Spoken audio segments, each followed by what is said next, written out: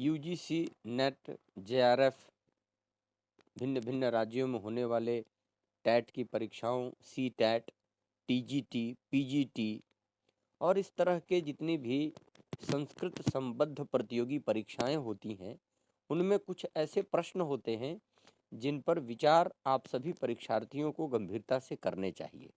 आज इस भाग में, जिसका नाम वेद प्रश्नावली है, ये अपने आप का प्रथम भाग है।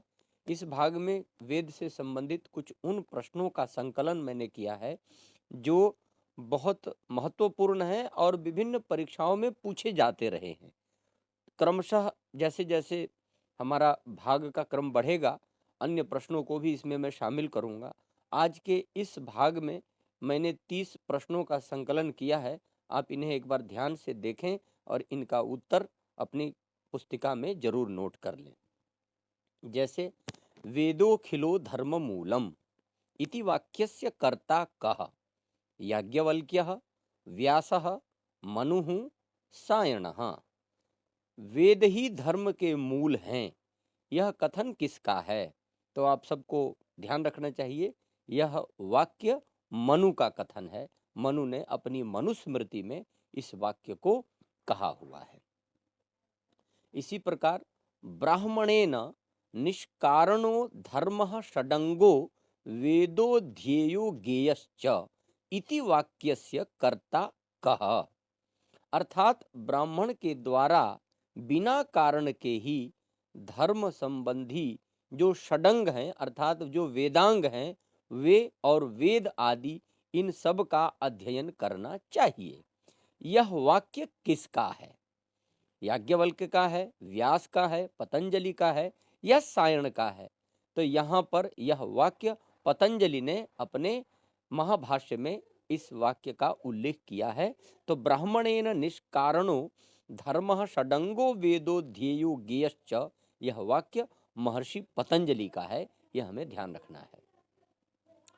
ऋषयः मंत्र द्रष्टारः, छोटा सा वाक्य है। इस वाक्य का कर्ता कौन है? यास्क हैं, व्यास हैं, पतंजलि हैं, सायण हैं। तो इन चारों में महर्षि यास्क ने अपने ग्रंथ निरुक्तम में इस वाक्य का प्रयोग किया है, ऋषयः मंत्र द्रष्टारः। आगे चलते हैं। मंत्र ब्राह्मणयोर वेद नाम ध्येयम इति वाक्यस्य कर्ता कः? बहुत ध्यान से इस वाक्य को याद रखिएगा। बहुत सारे छात्र गलती से सायण को ही इस वाक्य का कर्ता मानते हैं। बंधुओं, इस वाक्य के कर्ता आपस्तंभ हैं।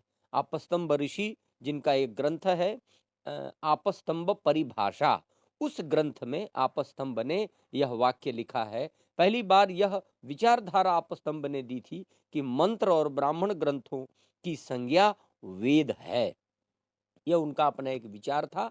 तो इस वाक्य के कर्ता आपस्तंभ ऋषि हैं, जिन्होंने अपनी आपस्तंभ परिभाषा नामक ग्रंथ में दिया है। इसी प्रकार एक और वाक्य, अपौरुषेय वाक्यम वेदः इति वाक्यस्य कर्ता कः? इस वाक्य को किसने लिखा? तो आपको ध्यान रखना चाहिए, यह वाक्य आचार्य सायण ने जब अपना ऋग्वेद भाष्य भूमिका लिख रहे थे, तब उसमें इस वाक्य का उन्होंने प्रयोग किया है। तो आपस्तंभ, व्यास और पतंजलि, इनको छोड़कर घ जो सायण है, सायण ने ही इस वाक्य का प्रयोग किया है। तो इस वाक्य के कर्ता ऋग्वेद भाष्य भूमिकाकार आचार्य सायण हैं। आगे चलते हैं। इष्ट प्राप्ति अनिष्ट परिहारयोर लौकिकम उपायम यो ग्रंथो वेदयति स वेदः इति वाक्यस्य कर्ता कः? अर्थात इष्ट की प्राप्ति और अनिष्ट का परिहार को जो अलौकिक उपाय बताने वाला ग्रंथ है, वह वेद कहलाता है। यह वाक्य किसका है? तो यह वाक्य आचार्य सायण का है। महीधर भी भाष्यकार हैं, व्यास वेदों के विभाजन करता है, उवट भी भाष्यकार हैं, यजुर्वेद का भाष्य इन्होंने भी लिखा है। किंतु अपने ऋग्वेद भाष्य भूमिका में आचार्य सायण ने यह वाक्य लिखा है। तो हमें ध्यान रखना है कि आचार्य सायण का यह वाक्य है। आगे चलते हैं। केशाम मते वेदाः पौरुषेयाः, बहुत गंभीर प्रश्न है यह, और विदेशियों ने नहीं, भारतीयों में भी यह विचारधारा चली है। जिनमें नैयायिकों का मत है, मीमांसकों का है, सांख्यों का है और वेदांतियों का है। इनमें नैयायिक जो है, न्याय शास्त्रवादी आचार्यों का कहना है कि वेद पौरुषेय है, ये किसी पुरुष के द्वारा लिखे गए हैं। वो पुरुष अलग बात है कि ईश्वर ही पुरुष के रूप में सामने आया और उसने लिखा होगा, लेकिन वेद पौरुषेय है, अपौरुषेय नहीं है, ऐसी विचारधारा नैयायिकों की है। मीमांसक लोग अपौरुषेय मानते हैं, सांख्य भी मानते हैं और वेदांती लोग भी वेद को अपौरुषेय मानते हैं, किंतु नैयायिक लोग वेद को पौरुषेय ही मानते हैं। यह बात हमें ध्यान रखना चाहिए। आगे चलते हैं। पितृदेव मनुष्याणाम वेदः चक्षुः सनातनम इति वाक्यस्य कर्ता कहा। पितृदेव और मनुष्य, इन तीनों का वेद ही चक्षु है और वह सनातन है। अर्थात पितर, देवता और मनुष्य, ये सभी अगर कुछ देख पा रहे हैं तो वो सब का चक्षु, ज्ञान देने वाला वह वेद है। यह वाक्य किसने कहा है? तो इस वाक्य के कर्ता मनु हैं। उन्होंने अपनी मनुस्मृति में इस वाक्य का उल्लेख किया है। यह भी हमें ध्यान रखना चाहिए। आगे चलते हैं। वेद पाठ विकृतयः कति सन्ति। वेद पाठ कितने प्रकार से किया जाता है? वेद पाठ की विकृतियां कितनी हैं? 5 है, 9 है, 8 है या 10 है? तो आपको बता दूं कि 8 विकृतियां हैं। जटा, माला, शिखा, रेखा, ध्वजा, दंडो, रथो, घनः, अष्टौ विकृतयः प्रोक्ता क्रम पूर्वा महर्षिभिः। यह मंत्र सिद्ध है पूर्व से ही कि 8 प्रकार के यही वेद पाठ विकृतियां हैं। इन्हें ध्यान रखना है कि ये विकृतियां कौन कौन सी होती हैं। आगे चलते हैं। ऋग्वेदस्य पद पाठकारः कः मन्यते। ऋग्वेद का पद पाठ करने वाला कौन है, किसको माना जाता है? तो आप इस भ्रम में ना पड़े। व्यास ने वेदों का विभाजन किया। पैल ऋषि को व्यास ने पढ़ाया था ऋग्वेद। शौनक भी एक आचार्य हैं और शाकल्य भी हैं। तो इन चारों में शाकल्य ऋषि को ऋग्वेद के पद पाठ के रूप में स्वीकार किया जाता है। तो शाकल्य के द्वारा पद पाठ किया गया, यह हमें ध्यान रखना चाहिए। आगे चलते हैं। इसी प्रकार सामवेदस्य पदकारः कः मन्यते। सामवेद का पदकार किसको माना जाता है, कौन है? तो हमें ध्यान रखना है कि यद्यपि सामवेद व्यास ने महर्षि जैमिनी को पढ़ाया था, किंतु इसके जो पदकार हैं वो गार्ग्य माने जाते हैं। तो हमें गार्ग्य को ध्यान रखना है कि सामवेद के पदकार गार्ग्य ऋषि हैं। ये हमें याद रहे, भूल न जाए। इसी प्रकार तैत्तिरीय संहितायाः पदपाठकारः कः मन्यते। तैत्तिरीय संहिता का पद पाठ किसने किया, किसको माना जाता है? यह भी प्रश्न हो सकता है, जिसमें सायण का नाम भी आता है, व्यास का नाम भी, वैशंपायन और आत्रेय सभी संदेह वाले हैं, क्योंकि सायण ने तो सबसे पहले तैत्तिरीय संहिता का भाष्य ही लिखा था। व्यास तो संहिताओं के विभाजन करता है ही, वैशंपायन का नाम भी चलता है और आत्रेय ऋषि है। तो इन चारों में आत्रेय ऋषि के संदर्भ में यह कथन है कि इन्होंने ही पहली बार तैत्तिरीय संहिता के पद पाठ का क्रम आरंभ किया था। तो आत्रेय के संदर्भ में याद रखना है कि इन्होंने ही तैत्तिरीय संहिता का पद पाठ किया था। आगे चलते हैं। संस्कृताय आंग्ल विदुषाम प्रथमः वैदेशिकः प्रेरकः कः।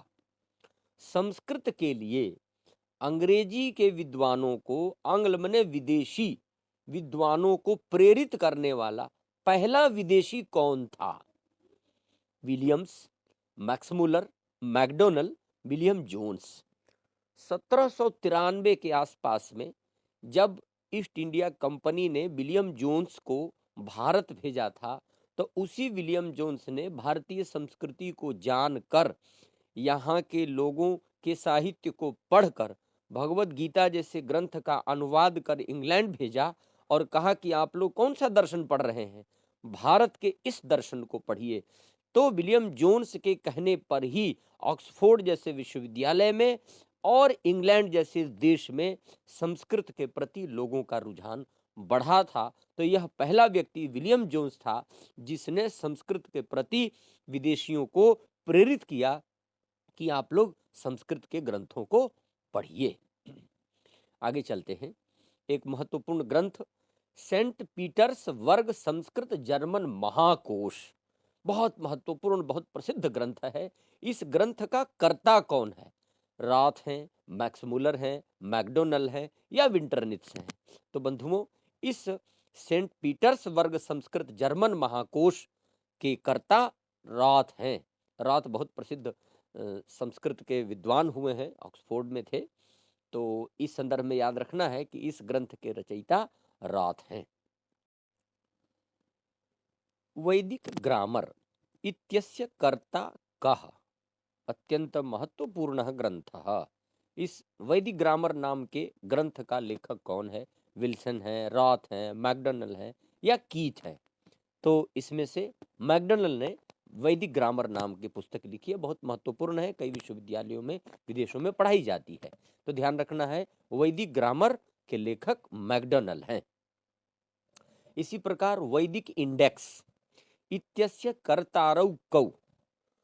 वैदिक इंडेक्स, इस ग्रंथ को दो लोगों ने मिलकर लिखा। हमें बहुत ध्यान से इस बात को याद रखना होगा। विल्सन वैक्समूलर या रॉथ मैक्समूलर, मैकडोनल रॉथ या मैकडोनल कीथ। तो बंधुओं, यहाँ पर ध्यान रखना है, मैकडोनल और कीथ इन दोनों ने मिलके वैदिक इंडेक्स नाम का यह ग्रंथ लिखा है। बहुत महत्वपूर्ण ग्रंथ है वैदिक इंडेक्स, लेखक मैकडोनल और कीथ। आगे चलते हैं। वैदिक माइथोलॉजी, यह भी बहुत प्रसिद्ध ग्रंथ है, बहुत जगह पढ़ाया जाता है और इतिहास के लोग इस पर बड़ा नजर रखते हैं कि किस प्रकार से वेदों के सिद्धांतों को समझने का प्रयत्न किया गया है। इस ग्रंथ का रचयिता कौन है? Keith, Max Muller, Macdonell, Hillebrandt. आप देखें कि मैकडोनल और मैक्समूलर का नाम बहुत चर्चित है, हिलब्रांट का नाम कम चर्चित है, लेकिन उन्होंने एक बहुत महत्वपूर्ण ग्रंथ यह लिखा है। तो वैदिक माइथोलॉजी, इस ग्रंथ के लेखक हिलब्रांट हैं, ये हमें ध्यान रखना है। इसी प्रकार एक और महत्वपूर्ण ग्रंथ ओरायन इति ग्रंथस्य कर्ता कः?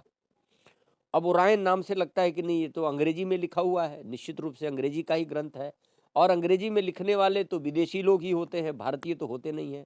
लेकिन बंधुओं, ध्यान रखना है कि इस ग्रंथ के रचयिता बाल गंगाधर तिलक हैं, जिसमें उन्होंने नक्षत्रों के आधार पर वेदों के काल की गणना की है, उसका सारा विषय इस ग्रंथ में उन्होंने लिखा है। तो रॉथ, मैकडोनल, मैक्समूलर, इनके ध्यान को हटाकर बाल गंगाधर तिलक की यह रचना ओरायन है, ये हमें ध्यान रखना है, भूलना नहीं चाहिए।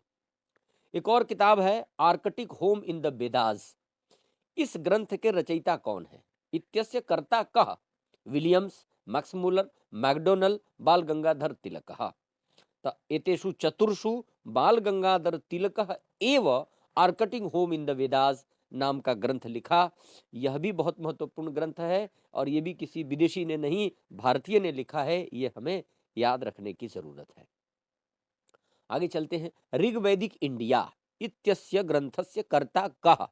नाम से लगता है कि ये तो किसी विदेशी ने लिखा होगा, रॉथ, मैकडोनल, कीथ, अविनाश चंद्र दास। तो आपको ध्यान रखना है कि इस ग्रंथ के लेखक भी भारतीय विद्वान हैं, अविनाश चंद्र दास, जिन्होंने ऋग्वैदिक इंडिया नाम का यह ग्रंथ लिखा। उन्होंने अंग्रेजी में इसलिए लिखा ताकि विदेशी लोग भी भारतीयों के इस चिंतन को जान सके। इस दृष्टि से अविनाश चंद्र दास ने ऋग्वैदिक इंडिया नाम का यह ग्रंथ अंग्रेजी में लिखा हुआ है। भाष्यकारों का नाम बहुत महत्वपूर्ण है। प्राचीनतमो भाष्यकारः कः? बहुत सारे भाष्यकार हुए हैं, उन सभी भाष्यकारों में सबसे प्राचीन भाष्यकार कौन है? तो स्कंद स्वामी ने ही सबसे पहले ऋग्वेद का भाष्य लिखना शुरू किया था। तो प्राप्त उपलब्ध सभी भाष्यकारों में प्राचीनतम भाष्यकार स्कंद स्वामी माने जाते हैं। इसी संदर्भ में एक और प्रश्न बनता है कि स्कंद स्वामिनः कालः कः? स्कंद स्वामी का काल क्या है? सप्तम शताब्दी, नवम शताब्दी, प्रथम शताब्दी अथवा पंचदश शताब्दी? तो इन सभी में आपको सप्तम शताब्दी याद रखना है। यह लिखित प्रमाण है कि स्कंद स्वामी का काल सप्तम शताब्दी ही है, तो हमें यह ध्यान रखना है। अब आते हैं यज्ञे कति ऋत्विजः भवन्ति। यज्ञ में कितने ऋत्विज होते हैं, कितने प्रकार के ऋत्विज होते हैं। आप सभी ने सुने होंगे, जैसे कि होता, उद्गाता, अध्वर्यु और ब्रह्मा, ये 4 ऋत्विक होते हैं, इन्हीं को ऋत्विज कहते हैं। ये 4 ऋत्विक यज्ञ में होते हैं, तो हमें इन चारों में षड अष्टौ पंच ये जो विकल्प है इनको छोड़कर चत्वारः यह जो विकल्प है यही विकल्प उत्तम है, इस पर हमें ध्यान रखना चाहिए। आचार्य सायणः कस्य अमात्यः आसीत्। सामान्य रूप से आचार्य सायण हमें भाष्यकार के रूप में देखे जाते हैं, किंतु भाष्यकार के अलावा वे किसी राजा के अमात्य अर्थात मंत्री भी थे, यह भी ध्यान रखना है। यह कोई विषयांतर प्रश्न नहीं है। कई बार सायण के जीवन परिचय संबंध में इस तरह के प्रश्न आ जाते हैं, तो वो हरिहर नाथ बुक्क महाराज के अमात्य थे, मंत्री थे। तो हरस्य, विजयस्य, बुक्कस्य, माधवस्य, यदि ऐसा कोई विकल्प और भी आता है तो आपको विजयनगरम के राजा बुक्क का नाम याद रखना है। इसी बुक्क महाराज के अमात्य थे आचार्य सायण, ये ध्यान रखना है। ऋग्वेदस्य अंतिम सूक्त नाम किम, अर्थात ऋग्वेद के अंतिम सूक्त का नाम क्या है। 10 मंडल है, 10 मंडलों में अंतिम जो 191 नंबर का सूक्त है 10वें मंडल का, उसका नाम इंद्र सूक्त है, अग्नि सूक्त है, संज्ञान सूक्त है या विष्णु सूक्त है। तो आपको ध्यान रखना है कि संज्ञान सूक्तम अंतिमम सूक्तम अस्ति। आगे चलते हैं। सहस्रवर्त्मा सामवेदः इति वाक्यस्य कर्ता कः। हमने वाक्य तो बहुत बार सुने हैं, मगर हमें यही नहीं ध्यान आता कि इस वाक्य को कहने वाला कौन है। तो इस वाक्य के कर्ता पतंजलि हैं, यह हमें ध्यान रखना है। आपस्तंभ भी नहीं है, व्यास भी नहीं है, सायण भी नहीं है, इस वाक्य के कर्ता पतंजलि हैं, यह हमें ध्यान रखना चाहिए। अब एक मंत्र आता है, जन्म विभ्रति बहुधा विवाचसम नाना धर्माणम पृथ्वी यथौकसम इति मंत्रः कस्मिन् वेदे अस्ति। अथर्ववेद में है, यजुर्वेद में है, ऋग्वेद में है या सामवेद में है। तो बंधुओं ये ध्यान रखना कि अथर्ववेद के 12वें कांड में जो पृथ्वी सूक्त आया है उसी सूक्त में यह मंत्र आया है। तो यह मंत्र अथर्ववेद के भूमि सूक्त का है, पृथ्वी सूक्त का मंत्र है, यह हमें ध्यान रखना है। आगे चलते हैं। इसी प्रकार छंदः पादौ तु वेदस्य हस्तौ कल्पोथ पठ्यते इति वाक्यम कुतः। यह वाक्य कहाँ से लिया गया, बहुत प्रसिद्ध वाक्य है। तो यह वाक्य अब आपको संदेह हो सकता है, क्योंकि ऋग्वेद भाष्य भूमिका में भी इस वाक्य का की पुनरावृत्ति हुई है आचार्य सायण के द्वारा, मगर वहां का मूल नहीं है। तो इसलिए यह ध्यान रखना है कि यह वाक्य पाणिनि शिक्षा का है। महर्षि पाणिनि ने जो अपने पाणिनि शिक्षा नामक ग्रंथ लिखा है, उस ग्रंथ में उन्होंने छंदः पादौ तु वेदस्य हस्तौ कल्पोथ पठ्यते शिक्षाघ्राणम तु वेदस्य मुखम व्याकरणम स्मृतम तस्मात् सांगम अधीत्यैव ब्रह्मलोके महीयते, ऐसे 2 श्लोक लिखे हुए हैं। तो उसी में से उसका एक भाग यहाँ पर है, इसका हमें ध्यान रखना चाहिए। तो यह वाक्य कहीं और का नहीं, पाणिनि शिक्षा का है, यह हमें ध्यान रखना है। मंत्राः कति विधाः भवन्ति, प्रश्न ध्यान से समझना है कि मंत्र कितने प्रकार के होते हैं। आचार्य यास्क ने अपने निरुक्त में लिखा है कि तास त्रिविधा ऋचः, यानी कि ऋचाएं मंत्र 3 प्रकार के होते हैं। तो षड्विधाः, पंचविधाः, चतुर्विधाः, इनको छोड़कर त्रिविधाः मंत्राः, यही विकल्प चुनना है, इसका हमें ध्यान रखना चाहिए। अंत में ऋग्वेदस्य पवमान मंडलः कः। पवमान कहते हैं सोम को। ऋग्वेद के 10 मंडलों में जो 9वां मंडल है वह सोम को समर्पित है। सोम का ही नाम पवमान है, इसलिए उस मंडल का नाम पवमान मंडल है। इसलिए यहाँ इन चारों में से 9वां नंबर का जो संख्या है, यानी कि ग विकल्प सही है। तो 9वें मंडल को पवमान मंडल कहते हैं, यह हमें याद रखना चाहिए। तो धन्यवाद। इसी तरह के और भी प्रश्न निरंतर आपको मिलते रहेंगे। देखते रहिए। जिन्होंने सब्सक्राइब नहीं किया हो वो इस वेद विद्या डोहगी नामक चैनल को सब्सक्राइब कर लें। आगे आपको और बहुत जल्दी ही दूसरे प्रश्नों को भेजा जाएगा। जयतु संस्कृतम, जयतु भारतम।